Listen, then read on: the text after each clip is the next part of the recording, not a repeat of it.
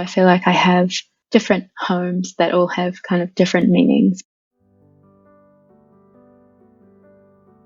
Sawadee-ka, kia ora, and welcome to Our Way Home, a TCK podcast centered around finding home within the people we don't want to live without, and how our post-secondary school journeys went about.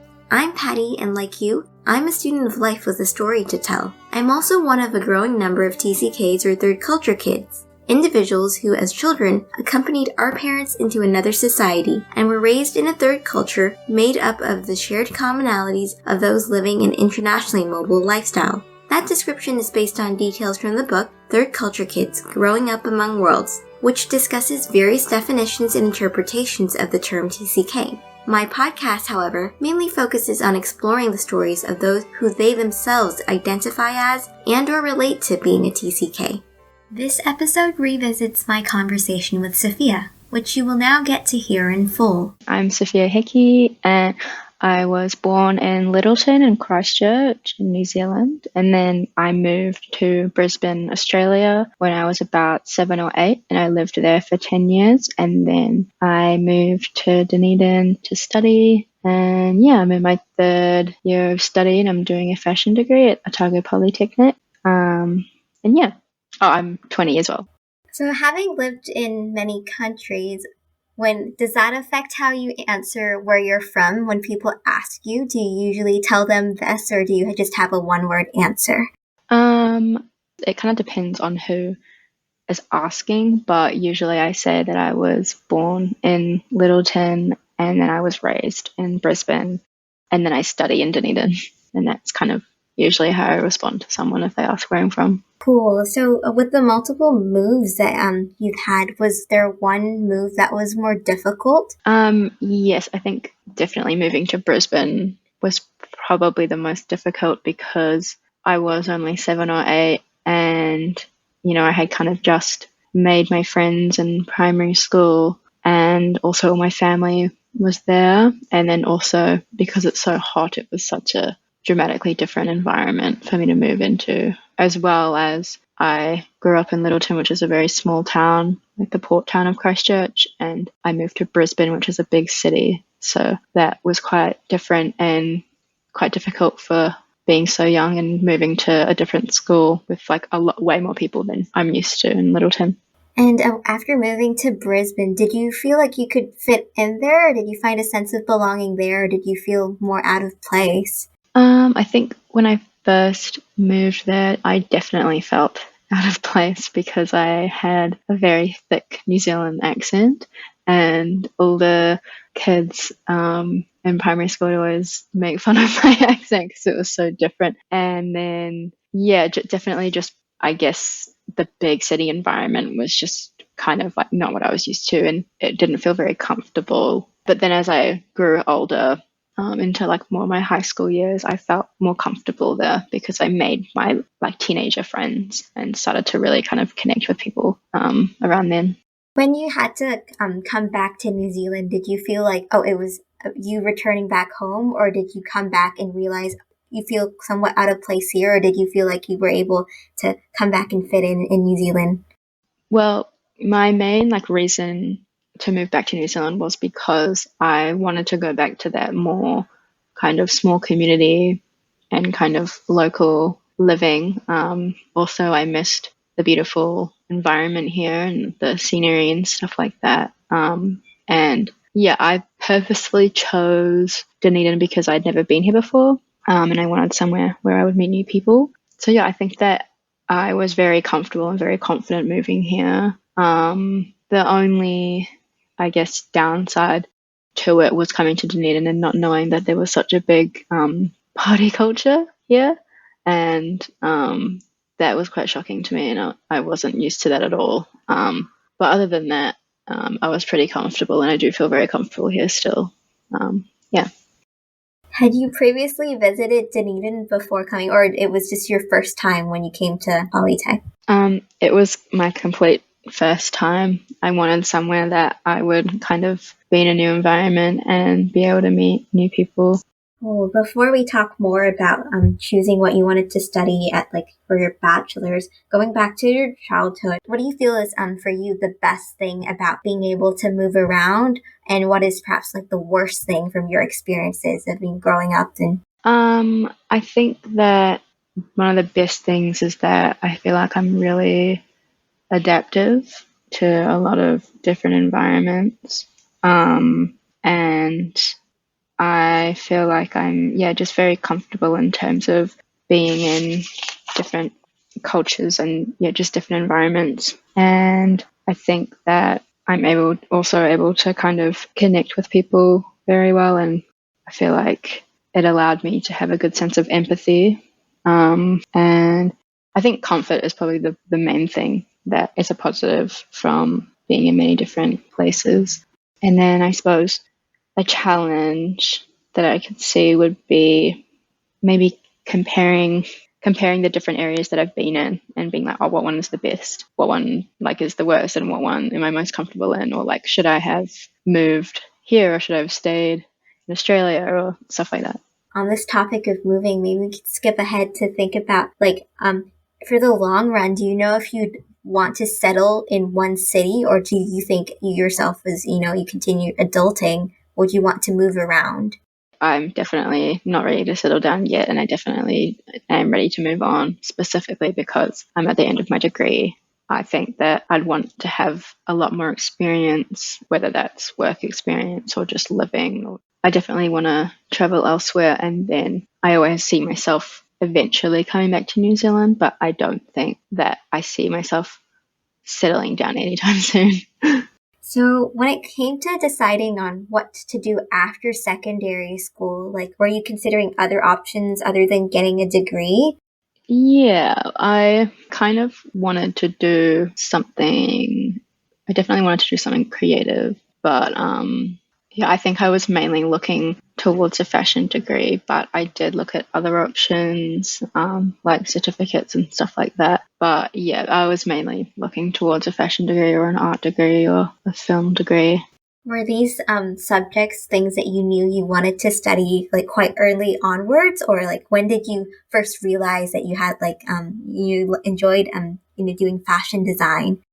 I went to quite a academic school in Brisbane, and it was a very private all-girl academic school where we had a very strict uniform and stuff like that. So I guess I kind of think of that kind of making me want to go out and really express my creativity and individuality. I had the urge to just do something really creative because my school was so academic, but I was able to do art and fashion as a subject at my school, but it just wasn't very popular.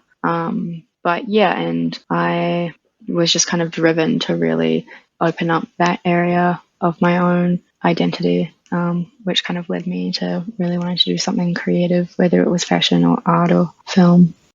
Do you think your multicultural or globally mobile childhood do some of these things influence the way you design? Yeah, I always like to look at my hybrid identity, specifically being a young Māori woman, having lived in both Australia and New Zealand. I like to always reflect on the history of my Pākehā identity as well as my Māori identity, and especially in my last few years, my last 2 years of my degree, I've really looked into my hybrid identity and also my Māori identity and kind of always kept that in mind in respectfully practicing and looking upon the history and and everything of my culture. Oh, that's really admirable to hear. And speaking of your Māori identity, how was it, grappling with that while being abroad in Brisbane? Did you feel that you could embrace that, or was it a part of you that perhaps you felt you couldn't really embrace or had to hide away? Did you feel anything like that? Yeah, I definitely did not start really embracing my Indigenous blood until I kind of moved back to New Zealand, because in Australia specifically, the Indigenous culture is definitely very, very small, and it's not really educated in terms of at school, like you know, in New Zealand, you're kind of taught Māori and how to speak to their in primary school and stuff like that, and that's really not encouraged in Australia. So I think that being in Australia and learning about the hardships of the Aboriginal people there really made me kind of acknowledge and respect that I'm also Indigenous, and kind of opened up this whole new world into looking into my own Indigenous culture, being Māori, and that also kind of influenced my need to move back to New Zealand and back to my own home to kind of be in my own culture and my own land and stuff. Thanks for sharing. And also with transitioning to, polytech, were you supported like through this process? Was there any piece of advice that someone gave that helped you? I think that my mum always said, because she's a university teacher and professor, and she always said, do something that you really love and something that you think is really cool and something that you just are so interested in. And I think that was something that I always think about still to this day. And I'm really grateful that she kind of told me that.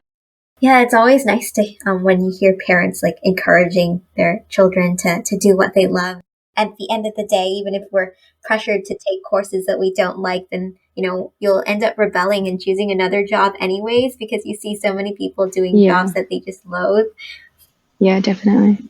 So how about now that you've had some, experience doing your degree yourself, if you were to give advice to secondary school students, perhaps like we're in a similar position we were in years ago, what advice would you give them, whether regarding transitioning to or choosing a degree program, or even, with things like design?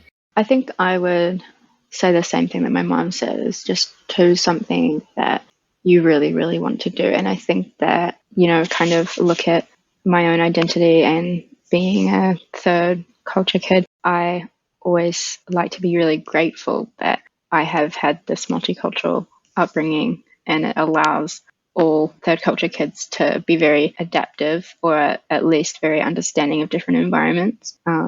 So yeah, I would say go and do something that you're really interested in, something that you think is really cool.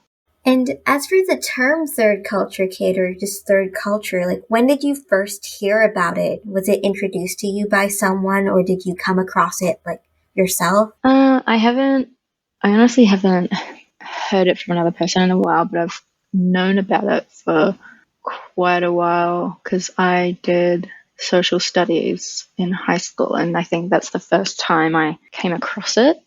And then, yeah, usually in terms of like what I personally call myself, I like to just say that I have a very big hybrid identity. But yeah, I've always known of the third culture kid saying, or I've kind of always acknowledged it, I guess. Mm-hmm. Oh, it's cool that they you touched upon that in your social studies. I don't think I was able to learn about it through my schooling, but yes, with regards to like terms, whether they're culture kids or other ways we categorize our identities, like the terms can bring us comfort, but it's at the same time like we don't want to use them as like labels and gatekeepers and whatnot either. So we might have touched on this earlier, but I want to delve into more of like who or what comes to mind when you think of home, because of course there's like the countries we lived in, physical places, but sometimes it's other things that remind us of home. I always kind of consider Littleton my home because that's where I was born and that's where my extended family all live.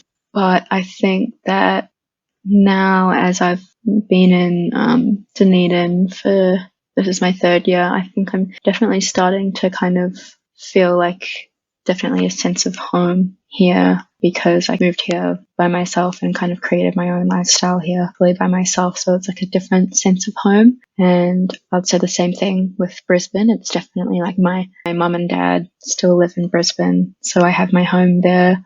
So I feel like I have different homes that all have kind of different meanings, but like the main home to me is Littleton because that's where I was born and raised. It's nice to have like a main home and then also other places that you can consider as your home as well. So language. So many third culture kids or people with mixed identities, know multiple languages. But in your case, Do you speak multiple languages, or like with Te Reo, or? No, I just speak English. I've learnt a few languages in school, but yeah, and in terms of Te Reo, I am wanting to, I think next year I'm wanting to take a full class to learn it, but yeah, I only know such a little amount. But yeah.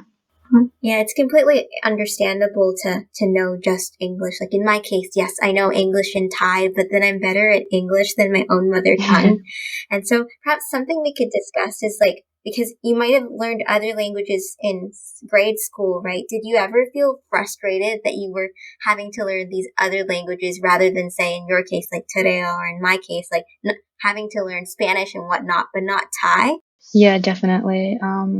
Even like being in Australia and not learning how to speak Aboriginal, like you'd think that you'd learn the Indigenous language there, but it's really not, it's not really pushed there to learn it or kind of even be highly educated about the Indigenous culture there. So I was definitely frustrated with that because I had my New Zealand friends who learned Te Reo, or just like a basic amount of Te Reo. Like I didn't even learn one single word of an Indigenous language in Australia. But yeah, and I had to learn, I think it was French, Japanese, and Italian at school.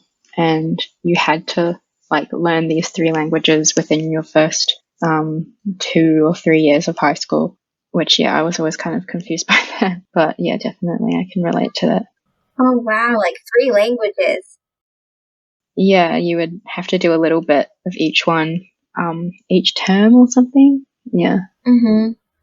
Like you, I also wonder, like, how did they come to the decision that it's those 3 languages to teach, and like you said, not their own Indigenous language too? Yeah.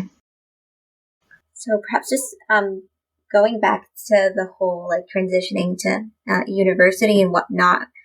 Other than you mentioned like your mom gave you some great advice, but other than your family, like were there particular resources that you found helpful, or it's okay if not, because for some people they found like resources can be misleading too at times. I think that, in high school, we were forced to do like a careers class, and then we had to like do all those like online tests that takes like 2 hours to do one of them, and then it somehow predicts what you're gonna study in university. But I definitely did not end up doing anything that those tests showed me. But yeah, I just kind of did my own research online in terms of like what looked cool, or like I went into the different universities and then just like saw the different pamphlets. Or I remember I went to those like they had pop-up like careers events for teenagers in Brisbane, and you'd go around and look at all the different universities and like other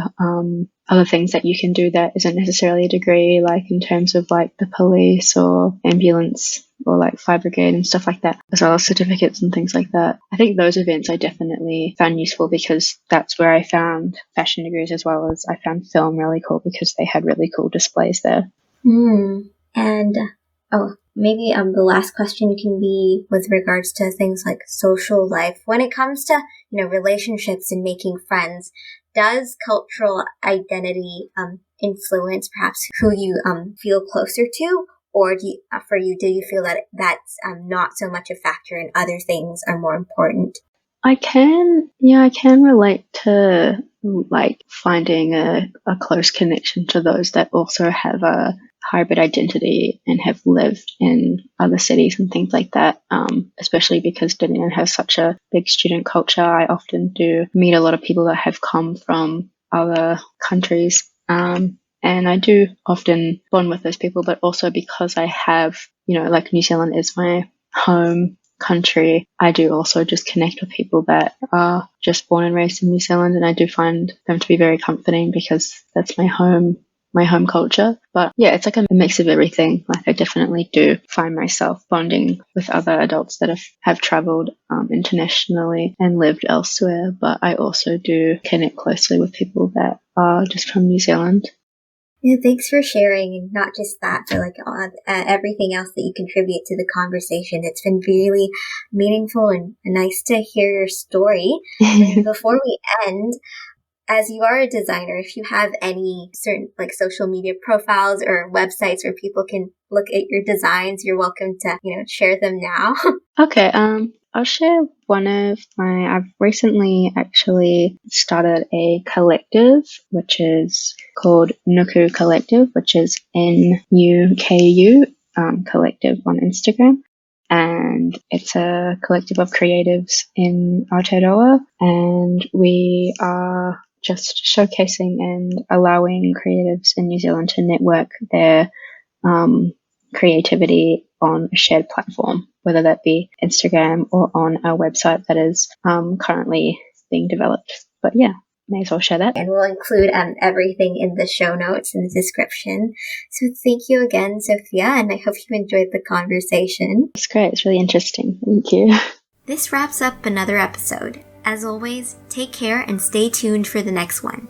Thank you for listening to Our Way Home, a TCK podcast.